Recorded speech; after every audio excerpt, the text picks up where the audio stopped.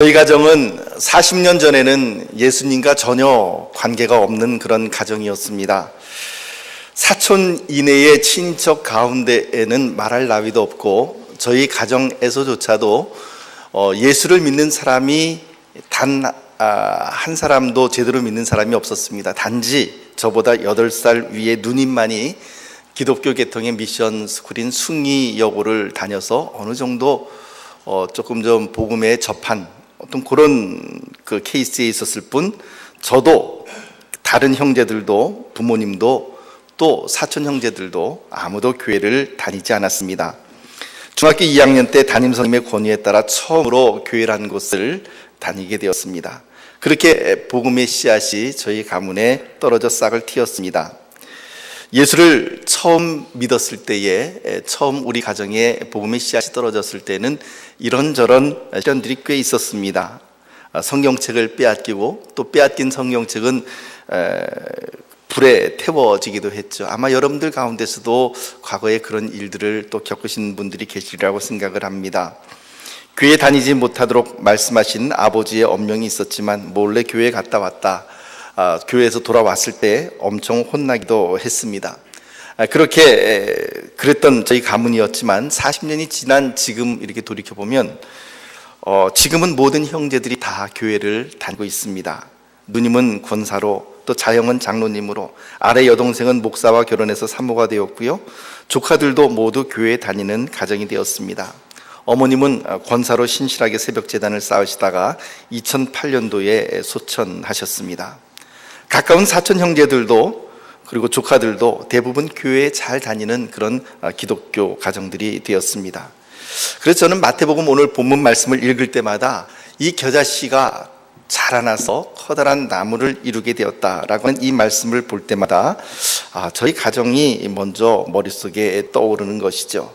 오늘 본문 31절 말씀은 우리들에게 천국이 무엇 같은가 라고 하는 것에 대한 세 번째 비유를 우리들에게 보여주고 있습니다. 첫 번째 비유는 바로 4가지 밭에 떠진 씨 뿌리는 사람의 씨 뿌린 사람이 4가지 밭에 씨를 뿌린 그런 비유였고, 두 번째는 가라지와 알곡의 비유였고, 오늘 세 번째 비유는 천국은 마치 사람이 자기 밭에 심은 겨자씨 하나일 것 같다라는 로 등장을 합니다. 우리 31절 말씀을 같이 함께 읽어봅니다.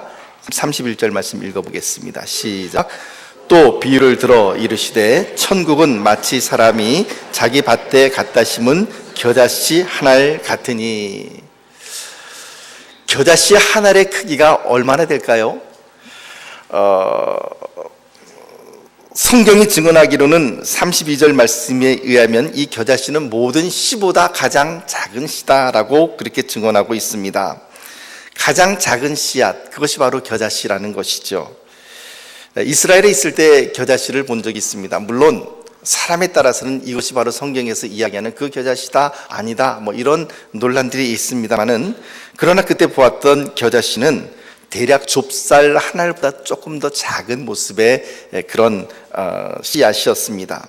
그런데 이 겨자씨같이 작은 씨앗에게 어떤 일이 일어났기에, 어떤 변화가 일어났기에 예수님은 천국을 이 겨자씨와 같다라고 말씀하셨을까요? 32절 말씀을 볼까요? 32절 말씀 시작.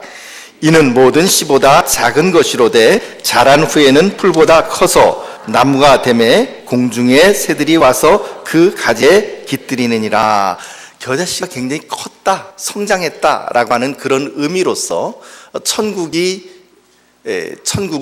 그냥 정체되어 있는 것이 아니라 흡사 겨자씨, 작은 겨자씨처럼 시작되었지만 그러나 나중에는 커다란 나무로 변화하는, 성장한 것이다 라고 하는 것을 예수님께서 우리들에게 보여주셨습니다.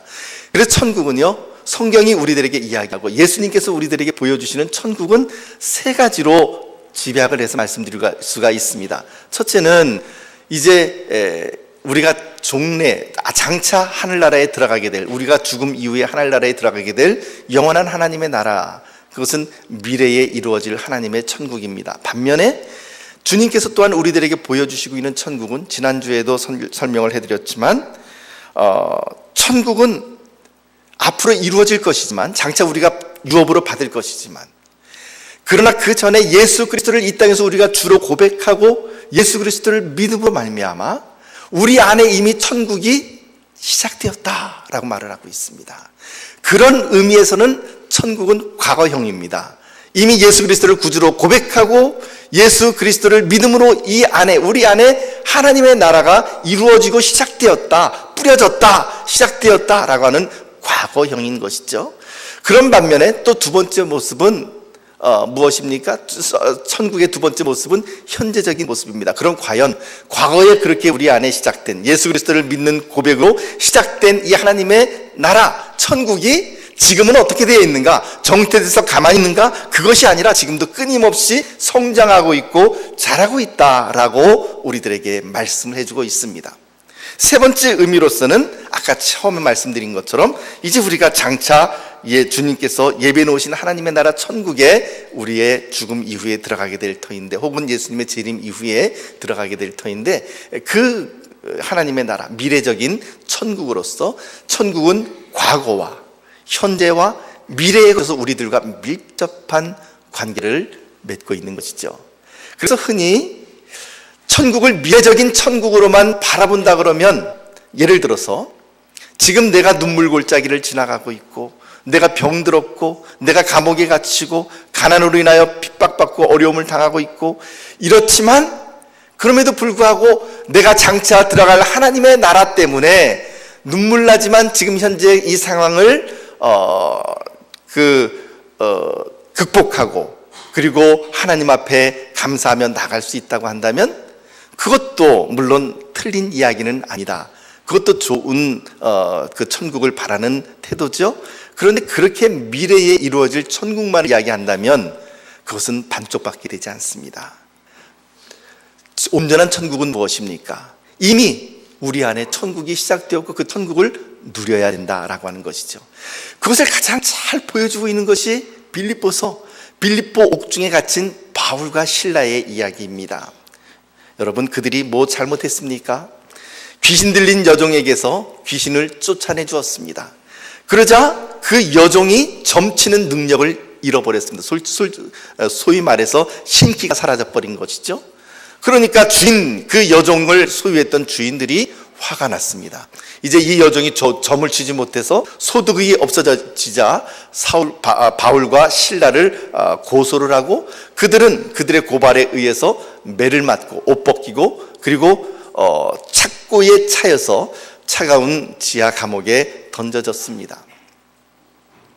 그런데 문제는 그렇게 어려운 상황 가운데 있어서 그것으로 끝나는 것이 아니라, 바울과 실라는 바로 그 자리에서 한밤중쯤 되어서 거기에서 하나님 앞에 찬양하고 기도하고 하나님께 예배를 드리기 시작했다는 것이죠. 달리 이야기하면 그들 안에 있는 천국을, 그들이 매를 맞았다 할지라도 감옥에 갇혔다 할지라도 그 천국을 잃어버린 것이 아니라 그 상황 가운데서도 그들에게 있는 그 천국으로 인하여 하나님 앞에 감사하며 누리며 나아간 것입니다. 그럴 때 어떤 일이 일어났나요? 착고가 풀리고 빌립보 옥터에 지진이 나서 그 옥문이 열리고, 그리고 종래에 그 일로 인하여서 간수의 집이 하나님을 믿는 가정으로 변화되고 바로 거기에서 또 교회가 시작되었던 것을 성경이 우리들에게 증언하고 있습니다. 여러분, 그냥 눈물 나는 상황, 눈물의 골짜기를 지난다 할지라도 미래에 우리에게 그런 소망이 있기 때문에 그냥 참는 것이 아니라 이미 우리 안에 이루어진 천국으로 인하여 그것을 누리며 하나님 앞에 감사하며 누리며 즐거워하며 나가는 것이죠. 그것이 바로 이미 우리 안에 시작된 천국과 우리 안에서 자라나고 있는 천국과 그리고 장차 우리가 들어갈 천국을 과거와 현재와 미래의 이 모든 시간들마다 우리들과 밀접하게 연관을 시키며 나아가는 성도들의 삶입니다. 예수님께서는 천국을, 특별히 오늘 본문 말씀은 겨자씨에 비유했습니다. 어떤 사람이 자기 밭에 지극히 작은 좁쌀 알갱이보다 더 작은 겨자씨 하나를 심었습니다. 그런데 이 씨가 자란 후에는 놀랍게도 풀보다 더 커지고 그리고 겨자나무가 되어서 가지가 넓게 퍼져나가 많은 새들이 와서 깃들이게 되었습니다. 그것을 일컬어서 주님은 이것이 바로 천국이다라고 말씀을 해 주셨습니다. 예수님 당시에 겨자씨는 가장 작은 것을 일컫는 말이었습니다. 그래서 여러분, 지금 오늘 본문 말씀에 천국은 가장 작은 자기 밭에 갖다 심은 겨자씨 하나를 갖다. 이 말씀 외에 예수님께서 겨자씨라고 하는 말을 한 것이 혹시 기억이 나시나요? 마태복음 17장 20절 말씀 보면 이렇게 기록을 하고 있죠. 같이 읽어볼까요? 시작. 이르시되 너희 믿음이 작은 까닭이니라.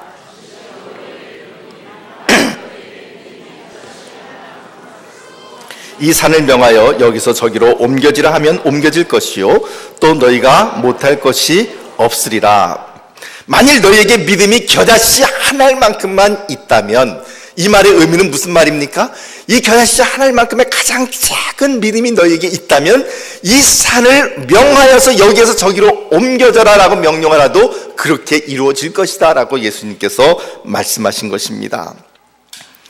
이처럼 가장 작은 씨앗을 상징하는 겨자씨, 그 겨자씨 하나를 오늘 보면 땅에 심겼습니다. 보통 제가 이스라엘에 살 때 주로 이 가버나움 쪽에 가면은 이 겨자나무가 있습니다. 겨자나무가 있는데 높이는 약 한 3.7m에서 한 4m 정도 이렇게 됩니다. 뭐 아주 막 하늘 뚫고 올라가는 그런 나무는 아니고요. 3.7m에서 한 4m 정도 되는데 거기에 그 가지가 이렇게 잔가지가 촘촘하게 이렇게 뻗어 있는 사이사이에 놀랍게도 지나가면 새들이 거기서 확 하고 날아갔다가 사람이 지나가면 다시 확 하고 그 안으로 들어옵니다. 재밌는 건 어떻게 그렇게 촘촘한 가지 사이사이에 새들이 들어가는지 그게 참 신기했습니다. 여러분, 바로 주님께서 말씀하시고 있는 이 겨자나무, 이 비유, 이 겨자씨 비유의 요점은 무엇입니까? 하나님의 나라는 벼랑간 크게 시작되지 않는다는 것입니다. 하나님의 나라는 지극히 작은 데로부터 시작되어서 상상할 수 없을 만큼 커다랗게 커진다라고 하는 것입니다. 그래서 하나님의 나라는 특징이 첫 번째 특징이 뭐냐면 작게 시작해서 크게 거둔다라는 것이죠. 저는 여러분들의 삶이, 여러분들의 자녀들의 삶이, 여러분들의 가문이, 여러분들의 인생이 바로 이와 같이 작은 것에서 시작해서 큰 것으로 거두게 되시기를 예수님의 이름으로 축복합니다. 천국이 여러분들의 삶 가운데 그대로 이루어지기를 축복합니다. 사람들은 위대하다, 크다라고 한다면 보통 이런 생각들을 갖고 있습니다. 대충 뭔가 원대한 꿈을 품어야만 위대하다라는 말을 쓰는 것 같습니다. 예를 들면 인류를 사랑하고 인류의 기근과 기아를 없애기 위해서 뭔가 노력하고, 혹은 인류까지 아니라 할지라도 요즘 정치판에 나오는 대선 주자들의 어떤 그런 이야기처럼 말로는 늘 국가와 민족을 위한다라고 그렇게 이야기를 합니다. 그런데 그렇게 인류를 사랑하고 국가와 민족을 위한다는 사람들이 바로 자기 곁에 있는 사람들을 사랑하지 못하는 것이 아이러니입니다. 자기 곁에 있는 가족을 사랑하지 못하고 자기 곁에 있는 이름 없는 한 사람들을 사랑하지 못하면서 국민을 사랑한다라고 떠드는 것은 착각입니다. 가장 위대한 것은 큰 데서부터 시작하는 것이 아닙니다. 가장 위대한 것은 작은 것에서부터 시작된다는 것을 꼭 명심하시기를 바랍니다. 예수님께서도 말씀하셨잖아요. 지극히 작은 일에 충성하는 그 사람이 하나님에게 큰 일에 쓰임을 받는다고요. 여러분, 작은 일에 우리가 모든 힘을 기울여야만 합니다. 눈에 보이지 않는 곳, 사람들이 신경 쓰지 않는 곳, 자존심 상하는 곳, 그런 곳에서 일을 하는 사람들, 그런 곳에서 눈에 띄지 않게 섬기는 사람들, 그런 분들이 지극히 작은 일에 충성하는 사람들입니다. 화장실 청소 같은 것들은 눈에 보이지 않죠. 예를 들면 또 식당에서 설거지하는 것, 이런 것들은 잘 눈에 띄지 않습니다. 그러나 그런 작은 일들을 통하여 섬기는 그 사람들이야말로 참으로 하나님께서 지극히 작은 일에 충성하는 자로 인정하는 그런 사람들이 아니겠습니까? 혹은 이런저런 보이지 않는 곳에서 또 섬기는 모든 봉사의 손길들이 얼마나 많이 있는지 모릅니다. 눈에 보이지 않는 곳에서 꽃꽂이로 또 섬기기로 하고요. 또 눈에 보이지 않는 곳에서 청소하는 일로 또 섬기기도 하십니다.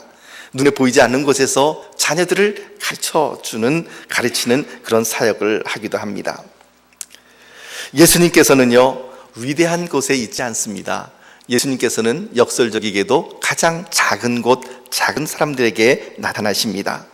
그래서 예수님의 사역을 가만히 보면은요, 예수님의 사역은 작은 것에 대한 사랑으로 나타납니다.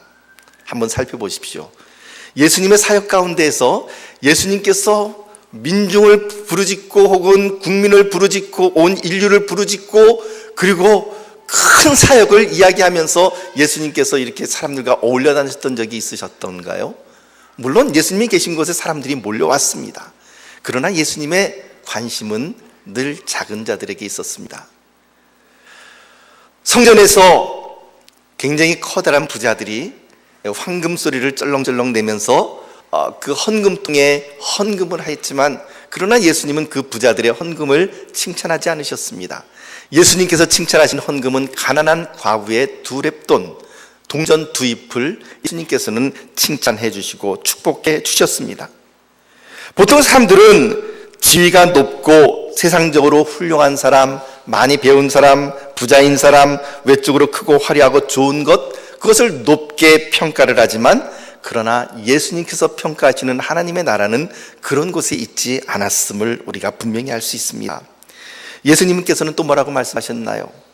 너희들이 세상에서 아무도 돌보지 않고 관심 갖고 있지 않은 작은 자, 뭔가 저 사람에게 내가 이것을 베풀면 저 사람이 나한테 더 큰 지위로 혹은 더 큰 권세로 더 큰 이득으로 나에게 갚아줄 거야 라고 생각하는 사람에게는 선물도 하고 뭣도 하고 뭣도 하지만, 그러나 나에게 아무것도 갚아주지 못할 그런 사람, 눈에 띄지도 않는 작은 사람, 그런 사람들에 대해서는 우리가 얼마나 무시합니까? 그런데 주님은 뭐라고 말씀하십니까? 세상에서 아무도 돌보지 않고 관심 갖지 않은 지극히 이 작은 소자에게 냉수 한 그릇을 대접하는 것이 곧 누구에게요? 나에게 대접하는 것이다 라고 예수님은 말씀해 주셨습니다. 예수님의 스타팅 포인트, 예수님의 시작점은 어디였습니까? 예수님의 시작점은 베들레헴의 말구유통이었습니다. 베들레헴이라고 하는 동네는요, 그렇게 화려한 동네 아닙니다.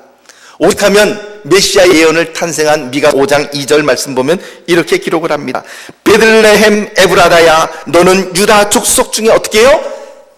작을지라도. 너는 유다 족속 중에 클지라도가 아니라 너는 유다 족속 중에 작을지라도. 달리 이야기하면 베들레헴은 촌구석이다 라고 하는 것이죠. 작을지라도 이스라엘을 다스릴 자가 너에게서 나에게로 나올 것이니 그의 근본은 상고의 영원에 있느니라 라고 말씀해 주십니다. 그러니까 예수님의 시작은 화려한 도시가 아니라 조그만 촌구석이었습니다. 그뿐만 아니라 촌구석에서도 가장 볼품이 없는 말구유통이 바로 예수님의 첫 시작점이었습니다. 예수님의 시작은 화려하고 인기 있는 장소가 아니었습니다. 볼품없는 곳에서 태어났고 가장 낮은 곳에서 태어나셨고 그리고는 이름 없는 갈릴리에서 자라나셨습니다. 그런데 이 예수 그리스도께서 그분의 생을 마치고 난 이후에 역사는 어떻게 됩니까? 예수님께서는 인류의 역사를 BC와 AD로 나누는 역사의 분기점이 되시는 분이 우리 예수 그리스도가 되셨습니다. 예수님의 12제자를 봅시다. 그들은 많이 배운 사람들이 아니었습니다. 어떻게 보면 별 볼 일 없는 사람들이었습니다. 지위가 없는 어부들이었습니다. 숫자도 많지 않았습니다. 그러나 그들을 통하여 예수님은 이 하나님의 나라를 이뤄 가셨습니다. 예수님은 창녀와 함께 계셨고 죄인들과 세리들과 함께 계셨습니다. 사람들이 손가락질하는 그들과 함께 계셨고 그들에게 복음을 증거해 주셨습니다. 우리는 사람들이 알아주는 곳에 가서 얼굴을 비치기를 원합니다. 이제 앞으로 대선 주자들이 더 그렇겠죠. 사람들이 많이 모이는 곳에 가서 그들이 얼굴을 드러내기를 원하고 사진 찍기를 원하겠죠. 사람들이 알아볼 만한 대단한 일 가운데에 그들이 나타나서 그들의 시간을 드릴 것입니다. 그런데 사람들이 없는 곳, 시시한 곳, 사람들이 별 볼 일 없는 곳에는 사람들이 모이지를 않고 또 시간을 바치지 않습니다. 그런데 그것이 대선 주자들만 그런 것이 아니라 정치인들만 그런 것이 아니라 우리들도 그렇다는 것이죠. 우리들도 사람들이 알아주는 곳, 그런 곳에 가서 우리의 얼굴을 드러내기를 좋아합니다. 여기에서 내가 일하는 것이 다른 사람들에게 비춰지는, 공개적으로 비춰지는 그런 곳을 좋아합니다. 그러나 사람들의 눈에 띄지 않는 곳, 한적한 곳, 은밀한 곳, 그런 곳에는 별로 우리가 나서기를 좋아하지 않습니다. 만약에 그렇다면 우리가 천국을 누리지 못한다면 바로 그러한 우리의 태도에 문제가 있는 것이 아니겠습니까? 왜냐하면 예수님은 천국은 바로 그 작은 자들로부터, 작은 곳에서부터 그렇게 시작된다라고 말씀하시는데, 우리는 큰 곳으로 찾아가기 때문에 그렇죠. 큰 곳에서부터 시작점을 마련하려고 하기 때문에 우리는 마음의 천국을 느끼지를 못하는 것입니다. 이 하나님의 교회인 초대교회는 얼마나 미비했습니까? 처음에 모였을 때 120명의 성도들이 모였습니다. 마가의 다락방에 그들이 모여 전심으로 주님 앞에 기도할 때에 성령께서 그들 가운데 불같이 임하셨습니다. 그리고 놀라운 급하고 강한 바람과 같이 그들 가운데 임하였습니다. 120명으로부터 시작된 초대교회 교인들은 그 성령 충만함 받고 핍박 속에서 이리저리 도망다니며 고난을 받으며 때로는 감옥에 갇혔고 때로는 맹수의 먹이로 던져지기도 했지만, 그 모든 학대와 핍박과 고난을 받으면서 초대교회는 들풀처럼 자라났고, 그리고 들풀처럼 번져 나갔던 것이죠. 120명이 3,000명으로 5,000명으로, 그리고는 수를 셀 수 없는 허다한 무리로 커갔습니다. 이것이 바로 하나님의 방법입니다. 그래서 하나님의 나라는 구약의 성경의 말씀을 인용하자면 욥기 8장 7절의 말씀처럼 이 말씀으로 요약될 수 있을 것입니다. 우리 한번 같이 읽어볼까요? 욥기 8장 7절 시작. 내 시작은 미약하였으나 내 나중은 심히 창대하리라.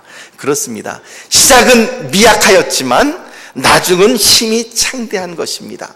흔히 우리는 개업하는 가게에 이런 액자를 가지고 가기를 참 좋아합니다. 내 시작은 미약하였으나 내 나중은 심히 창대하리라. 그렇습니다.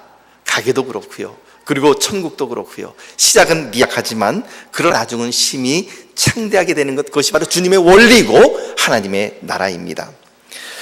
그래서 이 겨자씨 비유에서 배우는 첫 번째 메시지는 하나님의 나라는 작은 것에서부터 시작해서 큰 것으로 거둔다라는 것이고요. 두 번째로 우리가 배워야 될 것은 이 천국은 조용히 그러나 끊임없이 자란다라고 하는 것입니다. 천국은 어느 날 갑자기 우리들 앞에 펑 하고 나타나는 것이 아닙니다.